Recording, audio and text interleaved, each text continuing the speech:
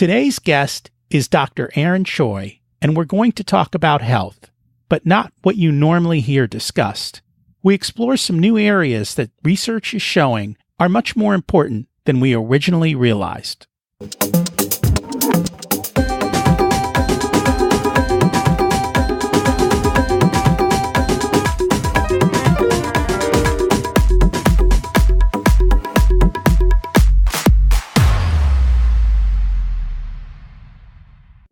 Imagine it's 12 months from now, and you've achieved your major life goals. How does it feel to be in the best shape of your life? To wake up energized, excited about the day? To have great relationships and friends who support you and propel you forward? How does it feel to have an excess of money, to be able to make the choices you want? To be fearless and open to trying new adventures? Imagine being connected to the universe and it providing everything you desire. It's possible over time, and your past does not dictate your future. The only thing holding you back from this vision is you. It's time to take control of our thoughts and use them to our advantage. Welcome to Richer Soul, where we achieve our dreams and bring balance to health, wealth, relationships, time, and spirituality. If you have not had a chance to listen to episodes 1 through 9, I encourage you to go back and listen to the framework behind Richer Soul and how to create the life of your dreams. You can also find all the show notes for this episode at richersoul.com. While you're there, you can sign up for a monthly email where I share the best articles I read this month, let you know about upcoming episodes, and share a little wisdom. You can also listen to coaching calls under the Coaching Calls tab. I also share the most interesting articles I read every week on Facebook at facebook.com/Richer Soul. And there's also a Facebook group where you can ask questions and interact with other listeners. If you have not had a chance to join the Richer Soul Facebook group, please check it out. Today's theme is health. Have you heard of lectin and its impact on our digestive system? I first learned about this from a lecture I attended with Dr. Gundry, who wrote a book called The Plant Paradox. Here's a quote from the opening paragraph. Leaves, fruits, and grains, and other vegetables aren't just sitting there accepting their fate as part of your dinner. They have their own sophisticated ways of defending themselves from plant predators like you, including the use of toxic chemicals. End quote. It seems some of the vegetables are not so good for us, and that lectins may often be the reason why. Lectins are found in the seeds and other parts of the plant, and it can cause issues and damage to our intestinal tract. I've stopped eating zucchini and switched back to asparagus and broccoli. That small change has led to weight loss. If you find yourself taking antacids or have digestive issues, I would highly recommend the book. We're going to touch on the subject today as part of looking at health holistically. Much of that begins with the fuel we put into our body. Unfortunately, modern commercial food production is not so good for us. The corn they feed all the animals is also not good for us. It's utilized for one reason, to make the animals gain weight quickly at a cheap cost. And you have to wonder what it's doing to us. The standard American diet can be summed up by its acronym, SAD, S-A-D. Health is a key driver to happiness. That's why being intentional and putting our health first is important, because without health, nothing else matters. Today, we're going to talk about all areas of health where science is developing new understanding of how our bodies work in harmony across multiple different systems. I'm excited to chat with my friend, Dr. Choi again. He believes in building health from the ground up. After getting burned out from 3 years in Silicon Valley and having been introduced to holistic medicine by his mom, a retail pharmacist, Dr. Choi decided to pursue a naturopathic medicine at Bastyr University. He practices in Seattle, Washington, where he specializes in approaching health functionally using naturopathic medicine and functional medicine. We're going to learn all about that and more. Let's meet our guest. Welcome to Richer Soul, Dr. Aron Choi. It's great to have you join us today. It's an honor to be here with you, Rocky. The honor is all mine. So, we always like to start at the beginning. What was it like when you were growing up, And how much did your family and school teach you about money? I would say I grew up in a family of immigrants. So my parents immigrated here from Burma and Hong Kong. So my mom's from Burma, my dad's from Hong Kong. Growing up, that was a large influence on how I viewed money, right? We always tried to be frugal, and I know that saving was an important part of, I guess, my money background. But where I think that is somewhat limiting was we didn't really talk about how to earn more money, how to increase your value in the business and marketplace, how to be an entrepreneur. So it was an interesting thing to grow up in a family where we were always financially fine, but it always seems like my parents are both professionals. My mom's a pharmacist, my dad's an enrolled agent, a professional tax preparer. And we always had a comfortable living, but I always felt like I wanted to learn more about how to run a business and be an entrepreneur. I think that's how we met. I think I started looking for people to teach me more about how to increase my value as a professional and how to grow a business. So we met through I Will Teach You to Be Rich, Ramit Sethi's blog and his event Forefront a couple of years ago. So that's kind of my money background. That's quite interesting because I think most immigrants and most people outside the U.S. tend to be frugal with money in a lot of places. And so that is kind of instilled into us as kids. I know that's the way I grew up as well. And then I guess it depends on how entrepreneurial your family is that determines whether they kind of push for the safety, which is the secure job, or whether they kind of are willing to go out into that entrepreneurial realm and take risks. I'd say my parents, they started leaning towards a safety route. So make sure you go to college, get a good job. My dad, he has his own practice, but he always felt like, oh, I don't want to grow it beyond me and maybe a couple other people to help him. I've had to learn how not to be as safe or cautious in a way, managing risk. But I think being safe has held me back in some ways from growing my business beyond a certain point. So now I've looked to other people to teach me those skills. It can go a couple different ways, I think, with the immigrant background. It can. We all have our own stories. And even if somebody has the same story, many times, depending on the lens that you kind of viewed it with as a kid, you can end up at opposite sides of the table, even though you went through the similar experiences. Yeah, exactly. We did go to an event called Forefront. What drew you to that event? I'd been following Ramit Sethi for quite a while. Out of college, I worked at a search engine marketing agency, a startup in Silicon Valley. And I remember I would read blogs. Blogs were kind of a big thing, right? I had my Google Reader account with my lineup of blogs, and I Will Teach You to Be Rich was one of them. And I started reading Ramit's stuff on how to automate savings and prepare for retirement while also being able to spend money, saving, but also being intentional about what you spend your money on. So I followed him for a long time. I remember the point at which he started transitioning his message from saving to how to earn more. So just through taking his programs, I've got to know kind of what Ramit was all about and started doing a lot of his courses. And it was great that he finally put together a live event for all his readers to come together. And it was an awesome experience to meet people who were on a similar wavelength.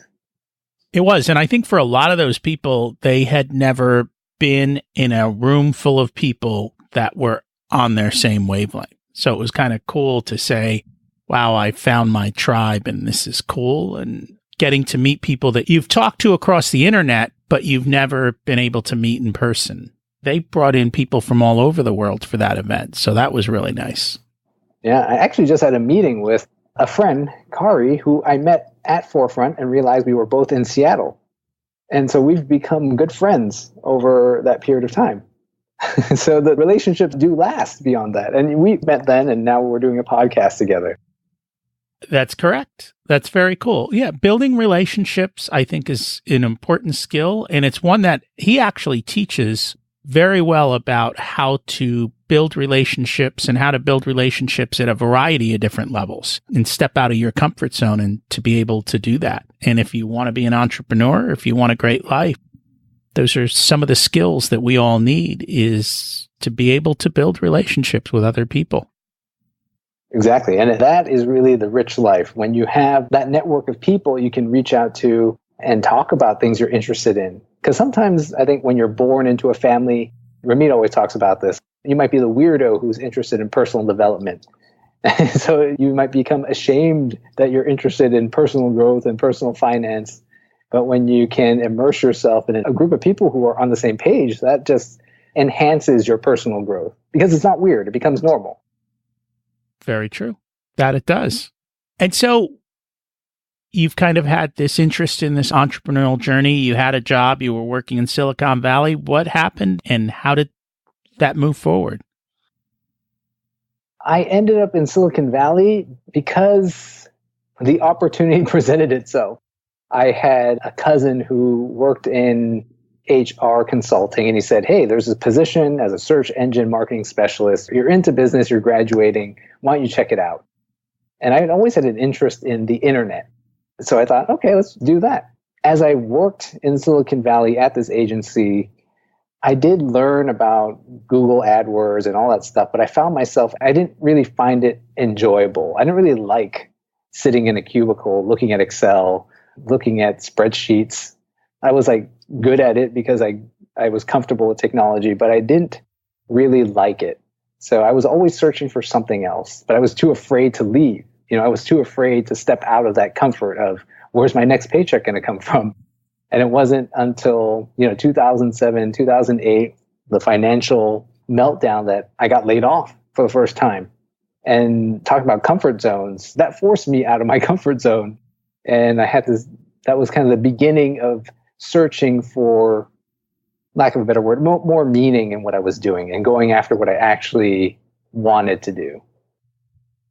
And, I think that happens to a lot of us, right? We come out and an opportunity presents itself and we get put on a track and we don't give it much thought and life is good. And so while it's not great, things are okay. And so we just kind of continue, and we all have that fear that prevents us from saying, you know what, I'm going to leap and do something different.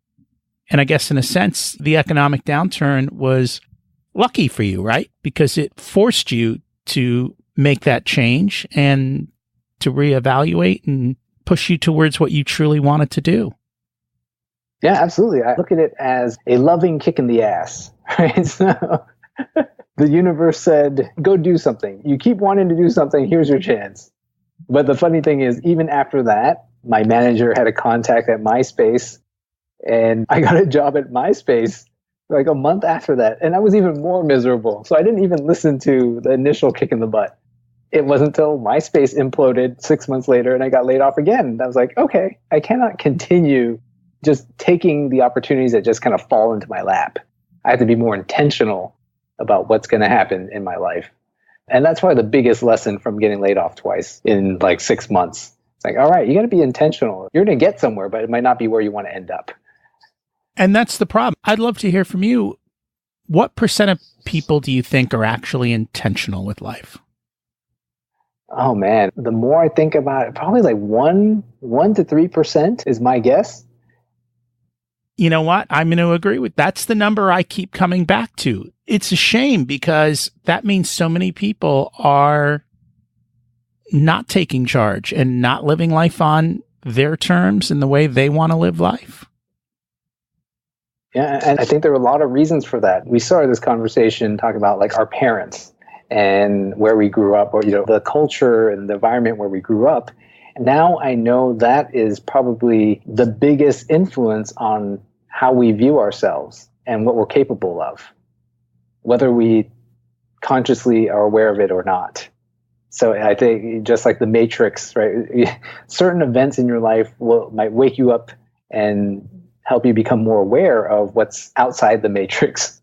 That's true, but you have to be intentional and say, yeah, I want to step out of my comfort zone. I want to step into a place that it might be a little bit scary, and that's okay. I think there's two reasons people change. It's extreme inspiration or desperation. And in my case, it was hitting rock bottom that triggered that need to change. The middle is where it is the most insidious, because you can exist in the middle and with things being okay forever. That's not where I want to be.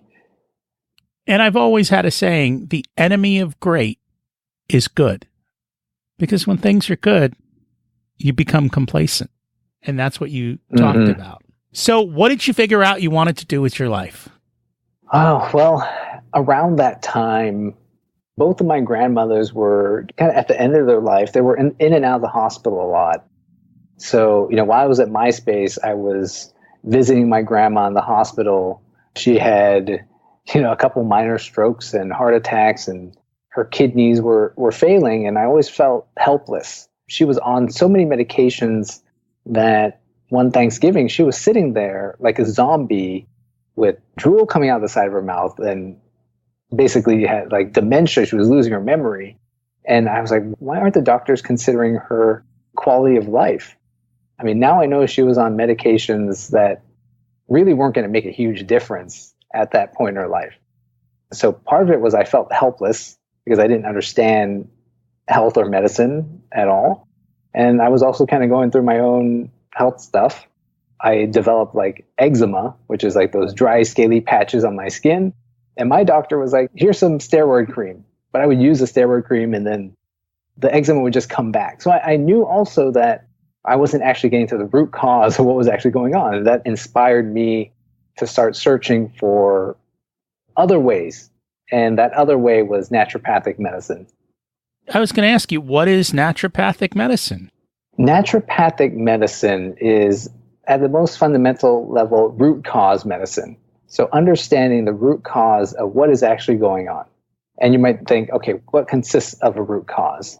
There is a framework of thinking in naturopathic medicine called the determinants of health. What are the things that create health? What are the conditions where the body thrives? What are we evolved? As a naturopath, I believe health is a baseline. And what are the disruptions in the baseline that are causing disease? And that might include the quality of the air, the water, your nutrition. Are you getting enough rest? Are you stressed out all the time? What about structure and movement? Are you getting enough exercise? Are you moving properly? How's your posture, strength? What's the environment like? What are your social connections? Do you have loving relationships? Do you have a spiritual practice, not necessarily religion? Do you have a spiritual component to how you live? There's also looking at what's your pathobiography. What's your history with the medical system? What illnesses have you had in the past? Do you have quality care that you have access to? Are there toxins in the environment? And also, what are those inborn things? What are your genes? What aspects of your health did you inherit from your parents? And really, it's reestablishing the balance in any of these areas so that you can be healthy. How do we reestablish the conditions for health rather than treating a symptom, which I think intuitively people know that when you treat the symptom, often it can come back, and it's not really the symptom that's the problem. No, it's not the underlying cause of the problem. You're just trying to do a Band-Aid. And unfortunately, I think that's our society today is, I'm sick, doctor, give me a pill. They don't actually want to do the hard work to create the health. Instead, they want the easy solution. Yeah, and my question would be, isn't it harder to deal with the disease than to do that 10 push-ups a day? I've seen the consequences working with patients who maybe didn't pay attention to these determinants of health for years or decades, and now they're trying to clean up the mess. There is an epidemic of chronic disease, diabetes, heart disease, cancer. What's harder than dealing with those? Would you rather eat that broccoli every day or have to deal with cancer down the line? So that's my logic going into it. That's why I spend so much time taking care of myself, because I would rather do that work than the other work of fixing the problem. And that's very true. I think part of the issue, though, is that the results aren't here today. Like if I eat broccoli for dinner tonight, I'm not going to feel phenomenal tomorrow morning. It takes years of doing the effort and the work. And it's kind of, it's that compound curve, which we talk about all the time here from a financial standpoint, is you have to take those little teeny steps, and over time, they add up. It's not a once and done type of thing. And I think for a lot of people, they don't look at the long-term consequences of the choices they make because you don't see it immediately. Yeah, that's the challenging thing. I mean, you kind of hit the nail on the head. If you've never maybe experienced a result that you don't want, sometimes there isn't that incentive to change, right? It's kind of being in that middle area. But I think people can have that awareness if they look around them, whether they have a relative who's going through a health issue, which is more likely than not, or a friend or family, and just kind of realizing that could potentially be them if they don't focus on taking care of their health. So as you talked about some of these determinants, I noticed some of them had nothing to do at all with diet and exercise and health. How do those determinants, like spirituality, affect your health? As I've gone through my medical training, as I have worked with patients, and as I've gone through my own journey, I realize that nutrition is one component, right? So it's one piece of that pie. Percentage-wise, we'll say it's like an eighth of that pie. It's very important. You need it. But I think there is an overemphasis on what we eat.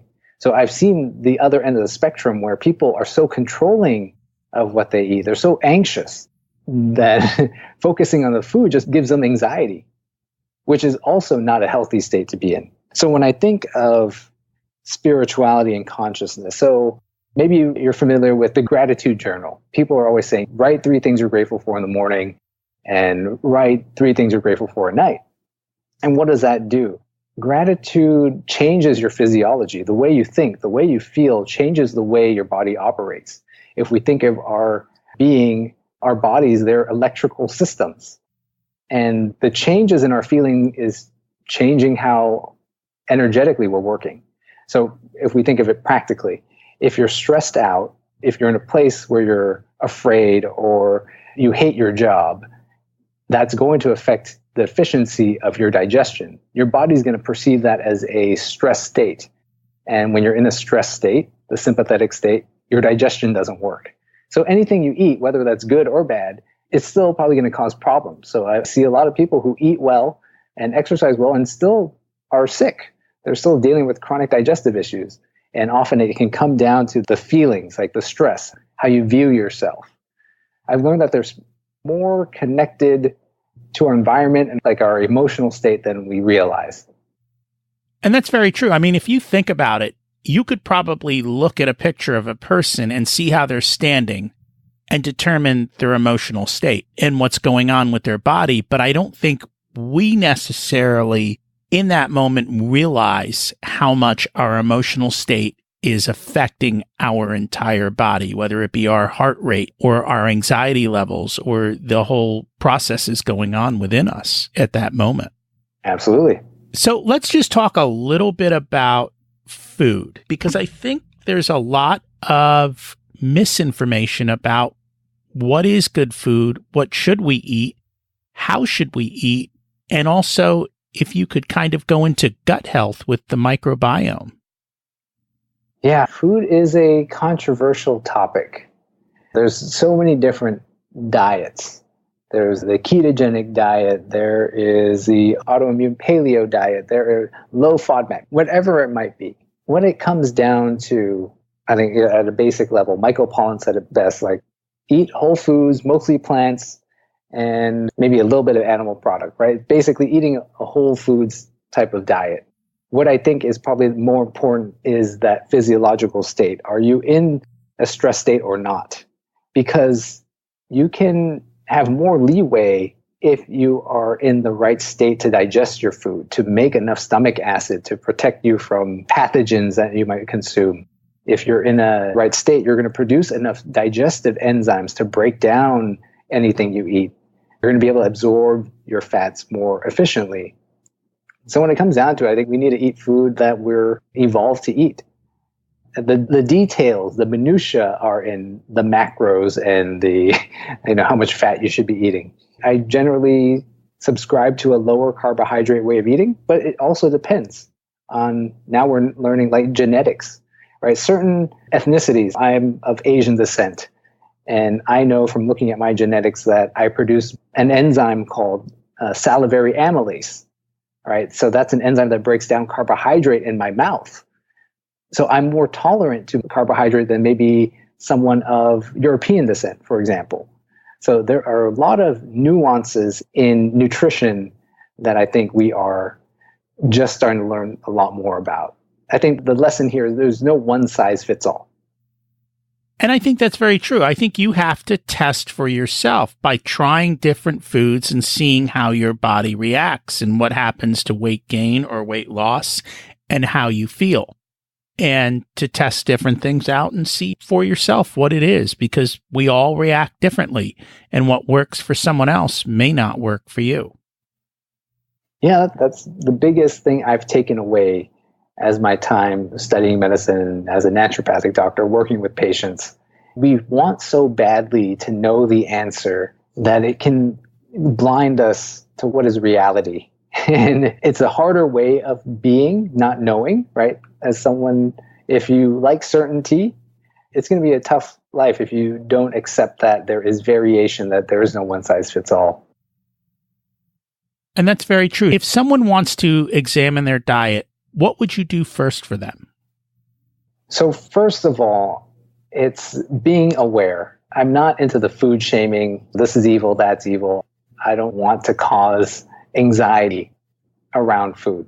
But first of all, it's like just being aware of what are sources of maybe foods that could be disrupting that microbiome, for example, right? You mentioned the microbiome.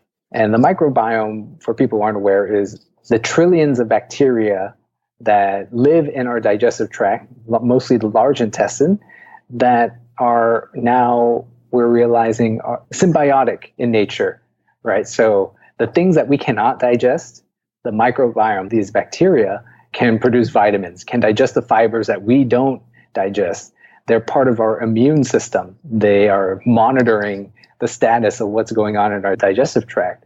And a lot of the processed food that we eat now, preservatives, food coloring, wheat, for a lot of people, gluten, for a lot of people, can disrupt that microbiome, can change the makeup of what bacteria are there.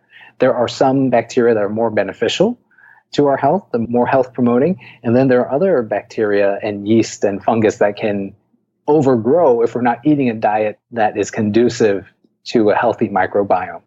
So first of all, it's like identifying what are you eating commonly that could be disrupting that microbiome, can be disrupting your health that you might be intolerant to, and removing those and replacing them with something that is more health promoting.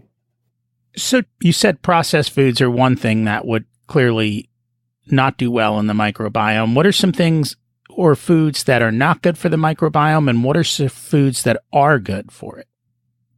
Let's start with foods that are good. Like a healthy microbiome loves fibrous foods, like plant-based foods. They can be prebiotic foods. We'll call them foods that feed the microbiome, like root vegetables, basically a lot of things that come out of the ground. And there are probiotics. So people have heard of like taking a probiotic. There are also food sources of probiotics, fermented foods, kimchi, sauerkraut, yogurts. So those are foods that support a healthy microbiome. Anything that doesn't really look like that can be disruptive.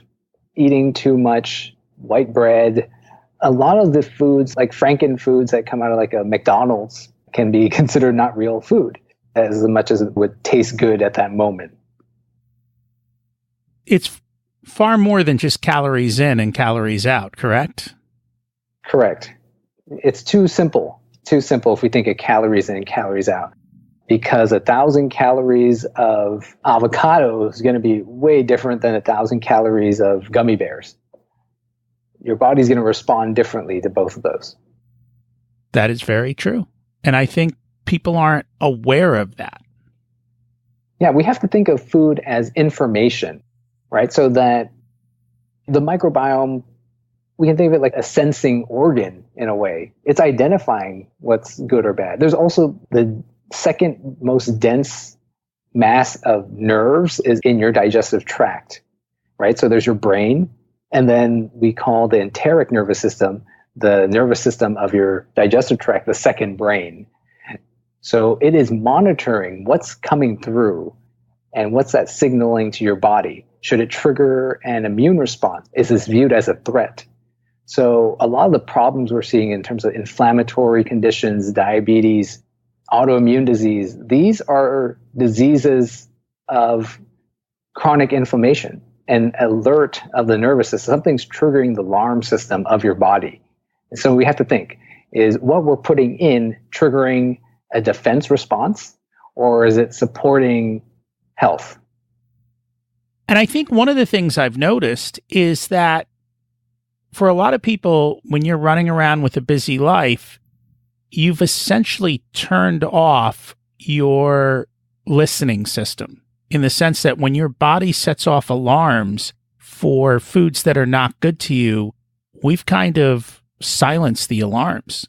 And we don't always listen to what our body's telling us because we're more enjoying the food because we've turned food into an entertainment and an emotional support versus a fuel source.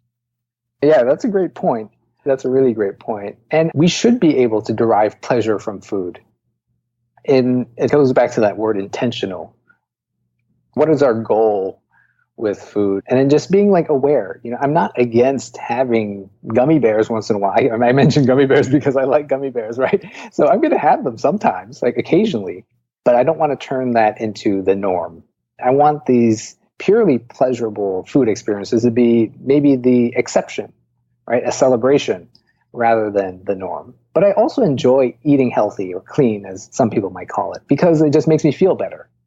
So I like Ray Dalio's, what are the first order consequences, second order consequences, third order consequences? What are we optimizing for? Instant pleasure or overall a joyous, healthy life?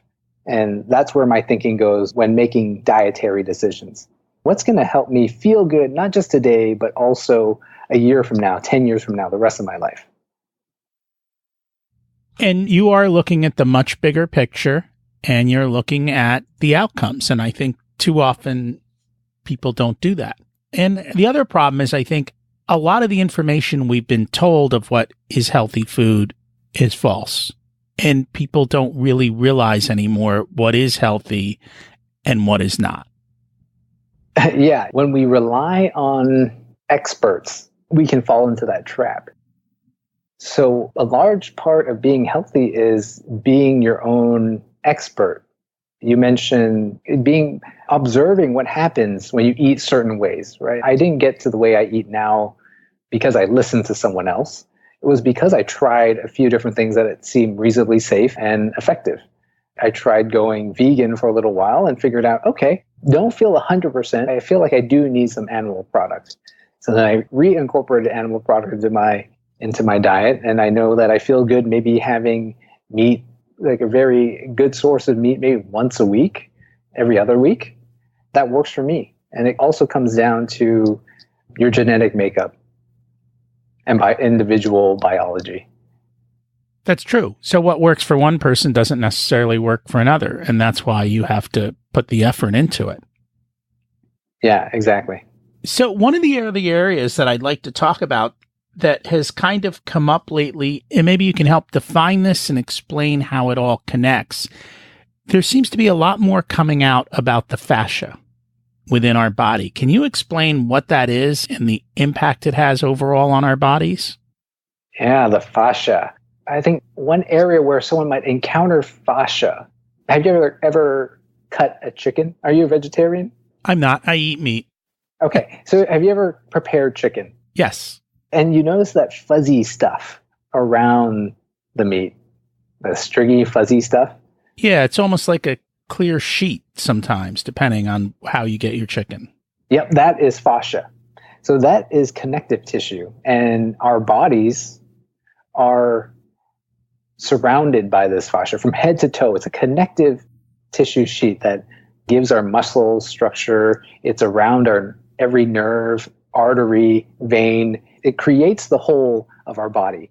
One analogy I like to use is if you look at an orange versus orange juice, right? The pulp, the tissue, the fascia of the orange creates the shape and the wedges of the orange. And without the fascia, you'll have orange juice, if that makes sense. That's one analogy that I like to use. And this fascia, it's not just a structural component. We know that the fascia is a monitoring system. It helps us sense where our limbs are in space. It monitors for threats. That's why some people will get like adhesions and scar tissue in their abdomen after their appendix blows up. There's also like a nervous system throughout the fascia and blood flow. So it's a living tissue, and it responds to stresses, whether it's like an infection, emotional stress, trauma from like a car accident. Your fascia will respond to these inputs. And do you have any specific questions about the fascia beyond that? I guess is how are we connected through this, and what should we be aware of, and what should we do to kind of improve our health in that particular space? Yeah, healthy fascia. When I think of healthy fascia, how would it show up? Foam rolling is a big thing in the fitness community now, right? Like roll out your quads, roll out your glutes, and it feels good, and you need it. Like I'm a runner. I run marathons, and I definitely do some foam rolling. But we have to think, our fascia is responding to stress. If you're always feeling tight, if your shoulders are always tight, if your quads are always tight, your IT band is always tight, you have to think, what is my body responding to that might be causing this tightness, right? So I think our fascia is an indication of our health. If you are always tight, maybe there's an inflammatory thing. Maybe you're eating a diet that's conducive to inflammation. Maybe you're not moving properly. Your biomechanics might not be a great thing. Maybe you're just not moving enough, right? So if you're sitting all day at your desk, right, your hips get tight. That's your fascia really tightening up. So the fascia, it's a way that our body is showing us what we need more or less of. And really, movement is key to keeping the fascia healthy. And when you say movement, like just walking, running, or is there more movement that needs to be done? Yeah. So, fascia science and mobility, that functional mobility, that goes deep, and I'm probably not the biggest expert in, but when I think of healthy fascia, the way I take care of my fascia is doing a component of strength training, having functional mobility, right? Do my hips, do my shoulders, does my spine have good range of motion? And so movement's part of it. And I do consider like manual therapy, whether it's getting a massage, doing the foam rolling. These are all ways we can keep our fascia healthy, mobile, and supple. You want to be supple. You don't want to be stiff and immobile. And so there's different components of keeping that fascia healthy. And I think it's just keeping a variety of movement. Walking's good, but it's probably not enough.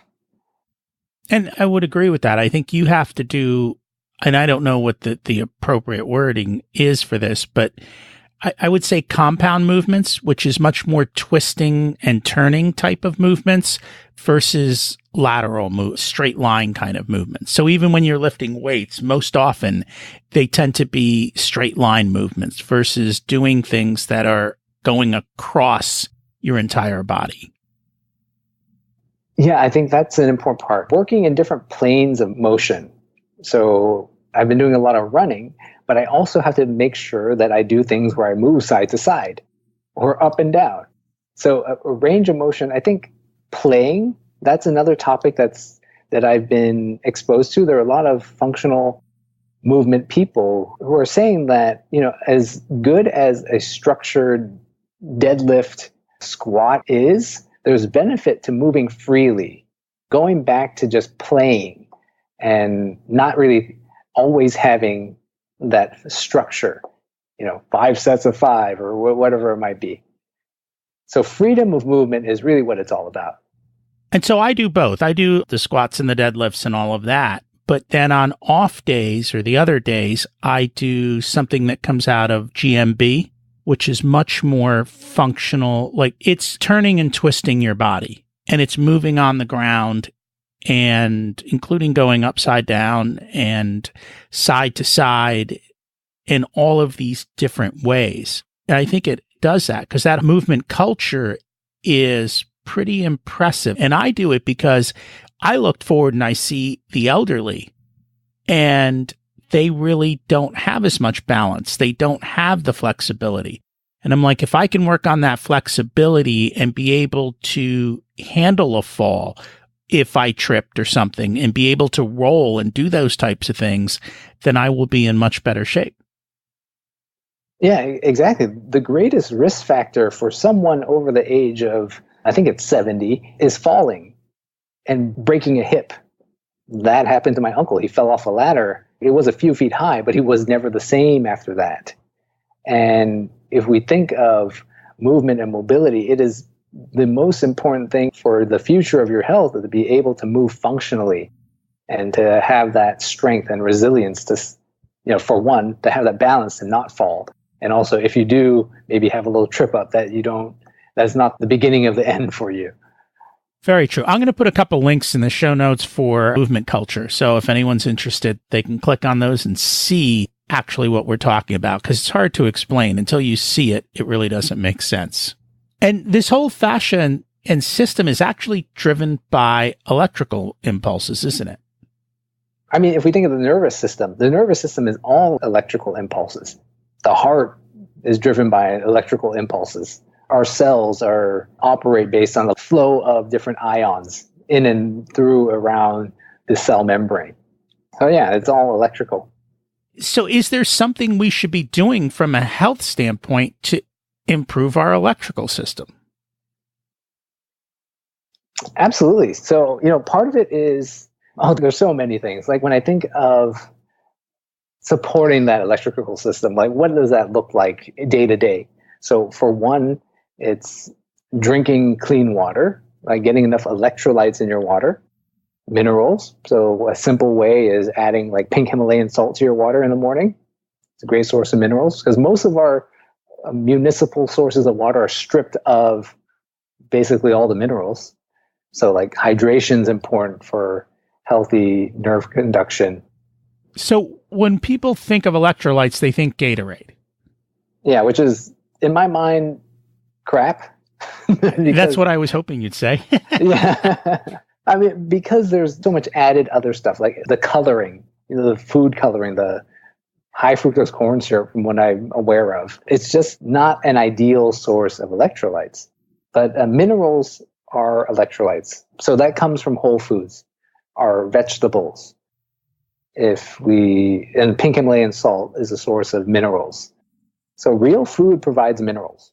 The important thing with the vegetables, though, another reason why stress affects your ability to absorb nutrients is that if you're not producing enough stomach acid, and usually you're not if you're really stressed out, you're not able to break down the vegetables you're eating to then free up the minerals and actually absorb them. And I don't think people realize that their entire gut is lined with those trillions of microbes, and that there's all kinds of things living inside of us that allow us to live. And unfortunately, I think if you take an antibiotic, you wipe out a lot of that, don't you? Yes, that is the case. And it's very common to see people who had childhood ear infections, chronic colds, and were kind of blasted with a lot of antibiotics. And, I'm not against antibiotics, right? There's time and place for interventions like that. But we have to realize that there are consequences. It's like dropping a nuclear bomb. Maybe a knife would have been just sufficient to take care of the issue. Very true. And unfortunately, with the way modern medicine is everyone wants the easy pill. So they just pop it and they don't look at the long-term consequences. You also do something else called visceral manipulation. What is that all about? Yeah, so this goes back to fascia and movement. Visceral manipulation is a manual therapy that works with the fascia and the tissues in and around the organs. The idea is a healthy organ has physiological motion. So there's things that can disrupt the normal movement of your digestive tract, for example, right? Your organs don't just sit in space in your abdomen. When you eat, it's actually the GI tract, the digestive tract, is a muscular structure. So it has to be able to move food down and out efficiently. And sometimes people run into issues where there's IBS, constipation, or diarrhea. They have acid reflux. Maybe their gallbladder isn't working well. And they're eating and doing everything right, but maybe they just need a little stimulation to help things move freely and better. And so I stumbled upon visceral manipulation in naturopathic medical school and realized how effective it can be. It can be that missing piece that a lot of people don't have in their care plan. So often it's a lot of the people who are like, I'm eating right, I'm taking all my supplements, I'm doing everything right. Why don't I feel better? That's why I continue to do visceral manipulation, and I've seen it work. That's impressive. And I think, unfortunately, people are not aware that there are all of these other types of services available and that there are other issues that traditional medicine does not deal with. I mean, they aren't even taught that these are possible treatments and that there are these types of options. But we're kind of coming back to how people used to live a long time ago and how medicine used to be done in another era. Yeah, and with the visceral manipulation, I think a lot of problems would be solved if people move more freely. Just move, period. When we exercise, we're improving the motility of our digestive tract as well. People don't realize that. So go out and try it. If you're having trouble going number 2, right, things are a little tougher than you think. Have a little more fiber, eat more water, and go for a run. Come back and tell us in a few days how things are working.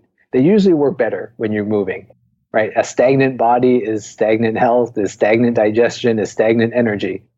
And that's very true. I think, and this comes back to what I talk about, just in life, things are holistic. And I think too often we look at things in silos and we don't realize that that is not the case. All of these different things are interacting throughout our body, and we have these neural networks that are going throughout our body, and our bodies are designed. I mean, nature has almost kind of designed us that if you move, you live, and not only do you live, but you get more life. But if you sit, you stagnate and you essentially die. And unfortunately, modern life is kind of created to force us towards dying instead of living. Sad but true. That's a good way of putting it. Sad but true. Well, and people have the choice. They can get up. Nowadays, people have these walking desks, and you have the ability to get up every so often and move around and try different things. And you have the ability to make change should you choose to make the change. It's up to you. That is your choice, right? Yeah. I think also it comes down to the environment. What I found is that people haven't experienced what it's like to feel relaxed, to feel that high of moving and doing something really physically difficult. So I would say if someone, beyond choosing, I think get yourself in an environment for a week. Go take a course somewhere far away.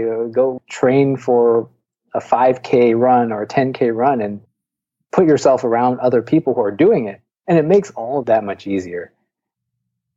It does. You are the average of the people you surround yourself with. And if you surround yourself with people who are going down this journey and doing great things, then you too will also do those types of things. Yeah, I think there's a lot of interesting statistics around diabetes. It's like, why is it like if you were born to a family of like diabetics, you're going to tend to be diabetic? That's because you're probably eating similar things. You're probably doing similar things as those other people. So you got to get yourself out of the environment that created these conditions for that issue if you want to change.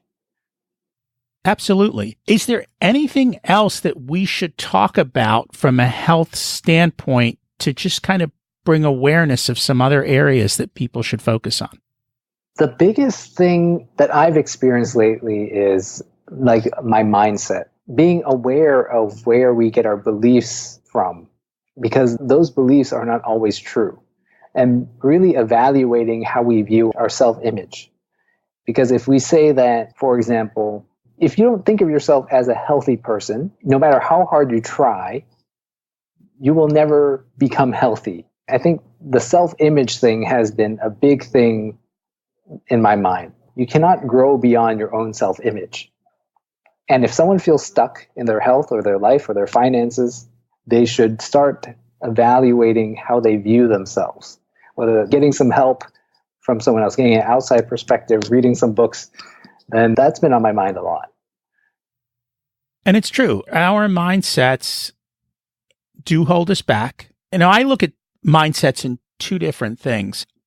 One of them is kind of the physiological mindsets that our body puts onto us. So our brain is not designed to make us happy. Our brain is designed to keep us safe. And so it puts fear into us because it wants to make sure we don't do something stupid and kill ourselves. But then there are also those mindsets, which are those limitations that we put on ourselves. And a lot of them come in childhood.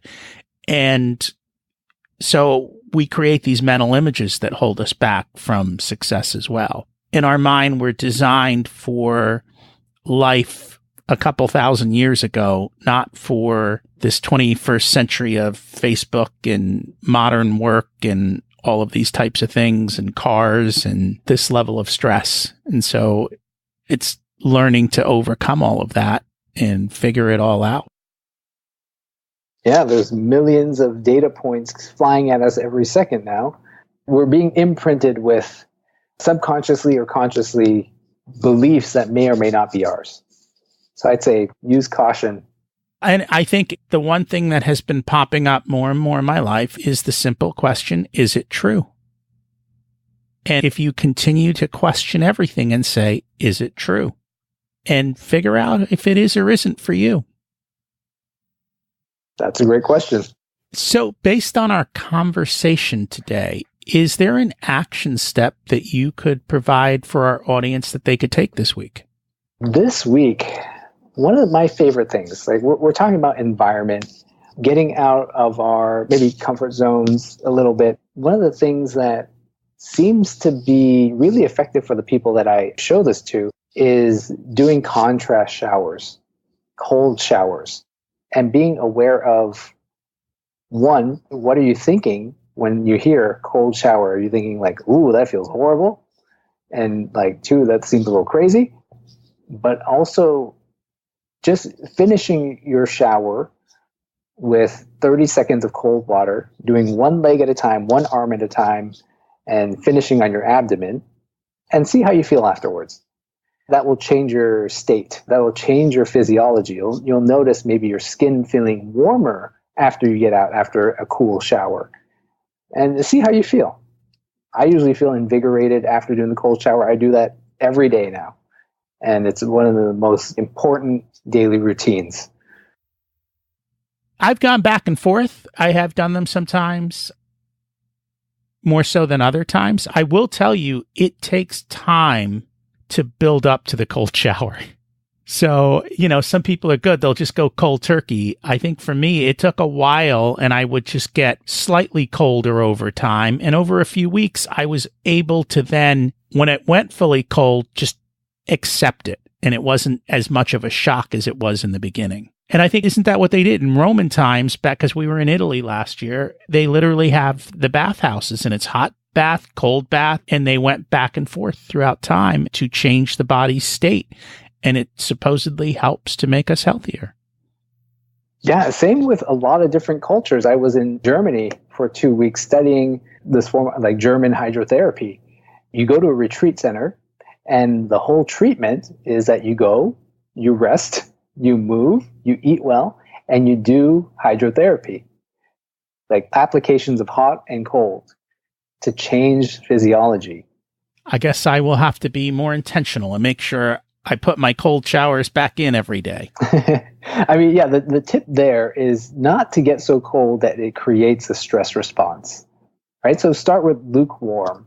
And then, like you said, go a little colder. Start with just your legs. Start with just your feet. Start with 5 seconds. And then the big realization for me when I started doing this was, oh, I'm not going to die. No, you're not going to die. You're not going to die. So it increases a little bit of that emotional and psychological resilience too. It's all connected. So you have a podcast called Awkward Silence. What is that all about? Yeah, the awkward silence. That name kind of came to me. I consider myself an introvert, but I also think awkward silences, those represent the times in your life, those transition points in your life, those obstacles, the struggles. For me, it was getting laid off and not knowing what to do. It felt like an awkward silence because my friends and family around me who didn't get laid off couldn't relate. But from that, I derived a lot of strength. I found maybe my true calling, and it's led me down this path. So I'd say I share stories and interviews with people who have maybe gone through their own awkward silences or can provide some insight about how to deal and grow from awkward silences. And so we have a choice in life, right? We can wait for the awkward silence of someone to fire us or for something to happen, or we can be intentional and create our own awkward silence and bring about our defining moments and say, I'm going to do something different. And the reality is, I always tell people to leap with a parachute. Look at the risk side of it. Don't do something super crazy, risky, but start to step out of your comfort zone and start to make those changes and feel them out and see what they bring. Amen. So if people would like to find you, connect, and learn more, where can they do that? A great place to do that is checking out the podcast, The Awkward Silence with Dr. Aron Choi on iTunes. They can find me on Medium. That's at Aron Choi, ARONCHOI. You can check out my website, aronchoi.com, ARONCHOI.com. And yeah, feel free to reach out. And I will put all those links in the show notes for everyone. Thank you so much for joining us today. It was very informational, and I learned a bit more about health. Thank you, Rocky. It's been my pleasure. I really enjoyed going deeper with Dr. Choi. We just scratched the surface of many different areas of health. Your health is holistic, and the compound curve does apply to our health as well. You need to be intentional and experiment because we all react differently. One of the reasons we may respond differently to food is the makeup of our microbiome. I encourage you to dig deeper into the various topics we have covered. I recently had my microbiome tested to see what organisms are growing in my gut and if they are helpful or harmful to me. I was light in a few areas and started eating active yogurt to help improve some of the deficits. I also am learning more about the fascia and how it's a system that ties our whole body together. I'm working on more exercises and stretching routines that take me out of the linear motion of the Big Three standard for weight training and help me improve flexibility. I encourage you to check out gmb.io for some of those routines. I've also started back up on cold showers again. Are you willing to try? It does take a little getting used to. I suggest you start by turning down the hot water a little bit at a time and just getting used to it. And over the month, it becomes much easier to take the coldness. If you've enjoyed today's show, please share it with your friends. I would really appreciate that. What's preventing you from moving forward, and who are you putting on your team to build the life you deserve? Taking no action creates a far worse outcome in life than trying something and failing. You can always get me at rocky@richersoul.com. I'd love to hear how you are doing and how the information I've shared has helped you. Thanks for listening. Have an abundant week.